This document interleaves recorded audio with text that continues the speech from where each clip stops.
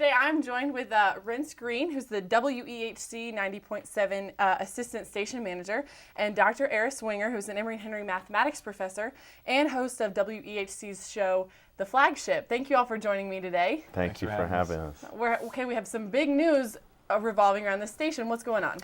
Well, we've just been approved for a grant that is close to $188,000 to help us build a new 10,000 watt station for the grant, a 10,000 watt radio tower, which will be a 20-fold increase in the power that we have, and that'll put us. I have my little sheet here.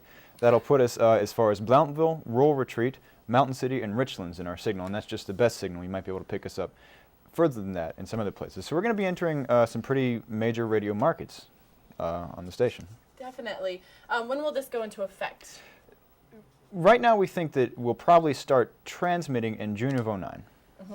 And so we have to wait for the tower to be built. Is that correct? Is that what the grant was for? Right. We have to. It's going to help us pay for the construction of that, and we might also. We're going to try and get more funding. We're going to try and turn it into a place where we can teach people about using this sort of audio equipment.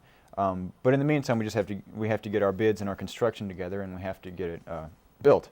And if everything goes well, we expect to be done just after we graduate. Sounds good. Who did we get the grant from? We just got it from. Of course, they didn't tell me this. I think we got a grant from an FCC developer. Okay. Something. All right, and how did we have to apply for it? Was it a long application process? How long have we been working towards this? We've been working on this for quite a while. The radio station was taken over. Well, the radio station used to be student government, which was a lot of fun. But the problem with that is that we didn't really have any money or experience in the station. I mean, every time someone got 4 years of experience, they would graduate. So the college government took it over a couple of years ago, and under that now we've got a lot of experience and so forth, and also this sort of wherewithal to go through with the application for a grant like this. And it's been about a year's process now, trying to build up to this point.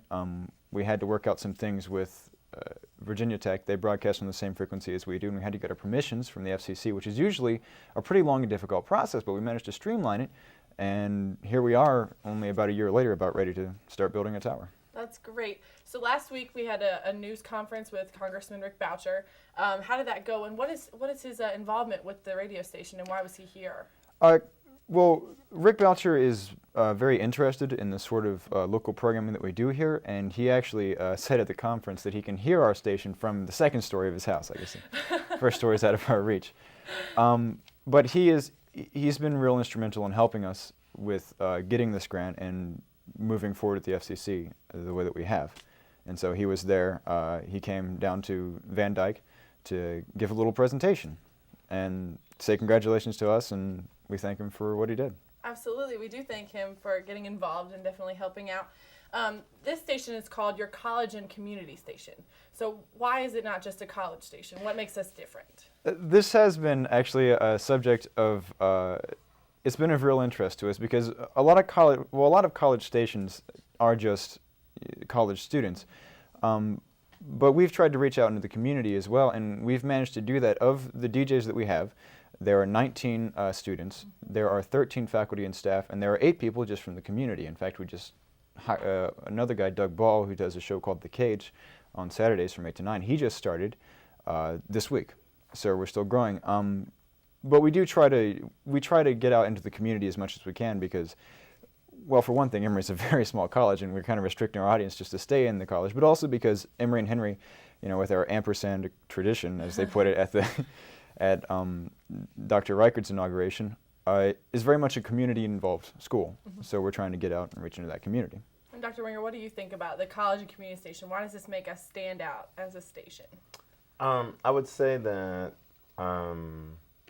more so than the places I've been for graduate school and undergraduate school, that when it just happened during homecoming, I ran into a bunch of people from the community who were talking about the radio station. And that in itself, it's good to hear people from the campus talk about the show, but to hear people from the community talk about the show means that they're interested both in the campus and in their surrounding community. And so to know that we have support from the community is a tremendous bonus, and we really appreciate that. Definitely. It's really great that they're tuning in. What kind of shows are being offered this semester? What are we supposed to tune in and listen to? Well, the best thing about a college radio station, like, or a college and community station in our case, but a nonprofit station like we have, is that we don't have as much of a format restriction. So we've got all sorts of shows. We obviously have the Flagship, which has been a talk radio show, and it's been a tremendous deal, actually, the things that he's done. On the other hand, we've got a Lullaby of Broadway with April Berteau, which is a Broadway show tunes. My show is hard to pin down because I get a little distracted and play all kinds of music. And we've got all sorts of program. We just started a program with a guy named Anthony Flaccavento, and he's doing Living Better Locally, which is all about sustainable development in the region. So we've got a whole medley. Yeah, the variety of shows is absolutely impressive to me. No two shows are the same, and you can tune in anytime. And I, at least in my opinion, find a show that will engage you in a very productive way, I think. Actually, your show is one of the most popular shows on the station, the Flagship. It's known for being controversial, and they call you the wild man because you talk about things that you're not necessarily 100% supposed to talk about. That's right. And now that you're expanding the network, I'm going to become completely vanilla now. I'm not going to say another controversial. No, that's certainly not true. But I will say that is not how the show started out. And, Renss was there on the first show because I didn't know how to work any of the buttons, so I had intended to have him the whole time because I didn't want to learn any of that stuff, but he just disappeared one day, and I just had to figure it out. Thank you, Renss. I appreciate that. Oh yeah. And but then I told this to the Bristol Herald Courier the other day and I told Teresa that Michael and I, as time went on, came to understand that being on the radio also has some responsibilities, and we actually have an opportunity to talk about these things that nobody wants to talk about. So we just ran with it way beyond what we thought we would. Definitely. That's really great that you're doing that. I hear you recently spoke with a member of the KKK. Yeah, the national director of the KKK. We spoke with him, or at least he spoke to us. So we try to have a conversation.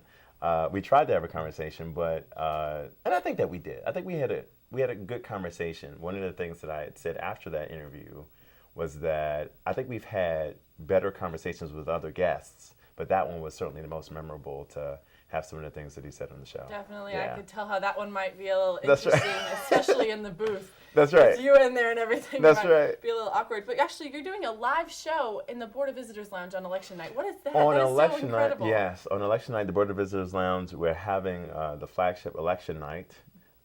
And we're going to be in the Board of Visitors, and we're going to have the election results up, and we're going to have a live audience, and we're going to be talking about the election and all the things that have been leading up to that very night. And so it's going to be a historical night either way. I'm going to cry either way. So I'm not going to say why that would be, but that's right. But I'm very, very excited, and my co-host is coming into town.